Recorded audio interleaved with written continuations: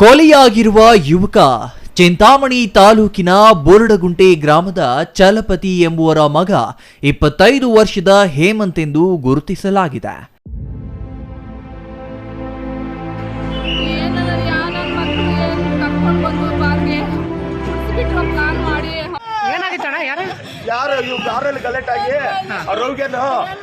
ಮಾಡ್ತಿರೋ ಕೆಲಸ ಇದು ಕ್ಯಾಶಿಯರ್ ಇಲ್ವಾ ರವಿ ಮಾಡ್ತಿರೋ ಕೆಲಸ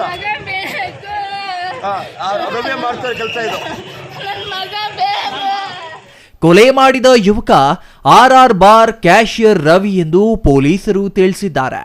ಶುಕ್ರವಾರ ಮಧ್ಯಾಹ್ನ 2:30 ಸಮಯದಲ್ಲಿ RR ಬಾರ್ ಬಳಿ ಇರುವ ಪೆಟ್ರೋಲ್ ಬಂಕ್ ಕೊಠಡಿಗೆ ಬಂದ bar cashier Ravi petrol bunk ಕೊಠಡಿಯಲ್ಲಿ ಮಲಗಿದ್ದ ಹೇಮಂತ್ ಬಳಿ ಬಂದು ಕುಡಿದ ಅಮಲಿನಲ್ಲಿ ಗಲಾಟೆ ಮಾಡಿದ್ದಾನೆ ಎನ್ನಲಾಗಿದೆ.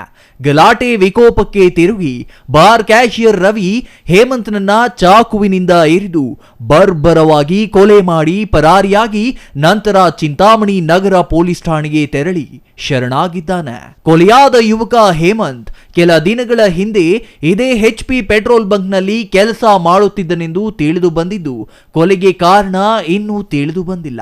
ಘಟನಾ ಸ್ಥಳಕ್ಕೆ ಡಿವೈಎಸ್ಪಿ ಮುರಳೀಧರ್, ನಗರ ಠಾಣೆ CI ರಂಗಸ್ವಾಮಯ್ಯ ಮತ್ತು ಸಿಬ್ಬಂದಿ ಭೇಟಿ ನೀಡಿ ಸ್ಥಳ ಪರಿಶೀಲನೆ ನಡೆಸಿದ್ದಾರೆ.